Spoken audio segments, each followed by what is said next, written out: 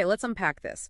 We're diving into a forensic psychiatric report examining the mental health of a former executive during his second term. And this is highly sensitive material. Extremely. The authors start by justifying why they're even doing this, citing what they call the abundance of data. Right. Thousands of hours of public behavior. And the existential risk. I mean, they're talking about a commander-in-chief with nuclear authority. That risk calculation is their whole argument. It's how they justify moving past the, Goldwater rule and establishing what they call a duty to warn.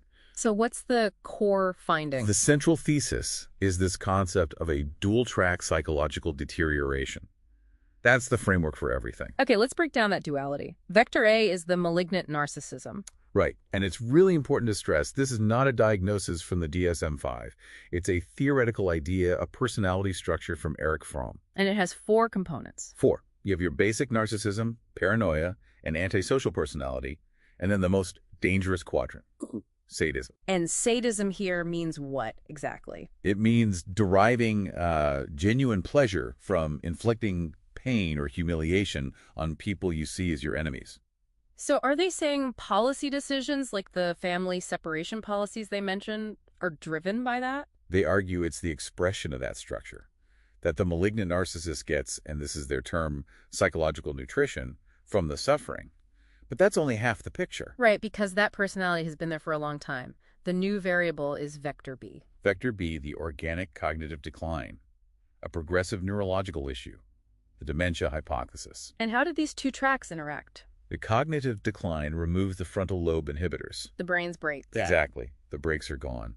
So those existing malignant impulses we just talked about, they suddenly become unbound. This is where the report gets into the specific clinical signs. It points to a really profound degradation in verbal fluency. Yes, linguistic failure or paraphasia. Missing up words, sounds. It often leads to something called confabulation. Where the brain just invents a story to fill in a gap. Precisely. And the example they use is, well, it's just stunning, the Harvard-Harlem conflation. I remember reading about this. The subject is asked about Harvard. The brain gets stuck on the sound, retrieves Harlem, and then he just constructs this entire elaborate false narrative about riots in Harlem protesting Harvard to bridge that gap. Wow. Just made up on the spot. And the breakdown isn't just verbal. They document physical signs, too. Parietal lobe failure. This is the Japan wandering incident. Mm-hmm. During a state visit, he loses all spatial context. The parietal lobe handles navigation, and the prime minister has to physically guide him back into position. And then there's the executive dysfunction. Total loss of impulse control.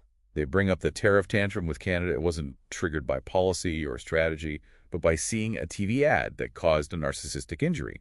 The damaged frontal lobes couldn't stop the massive geopolitical overreaction. Now, what happens when this pathology is injected into the entire political system? That's where they introduce Robert J. Lifton's concept of malignant normality. It's the process where the leader's pathology becomes the new institutional standard.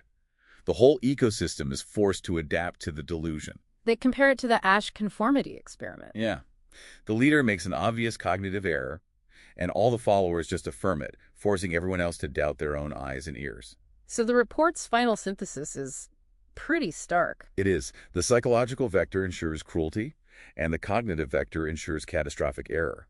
The risk of an impulsive, reality-denying decision is, quote, a statistical probability increasing with each passing month. Wow. You know, what's fascinating is how this plays internationally. The source suggests authoritarian regimes, Putin, the Saudi royal family, they find this personality type uniquely easy to manipulate. How so? You just feed the narcissism quadrant. Flattery, praise, attention. It's apparently that simple. Which raises a really important final question for you to think about. What does this kind of catastrophic counterintelligence failure, one that's inherent to the psychological profile itself, mean for the future of our alliances versus our adversaries?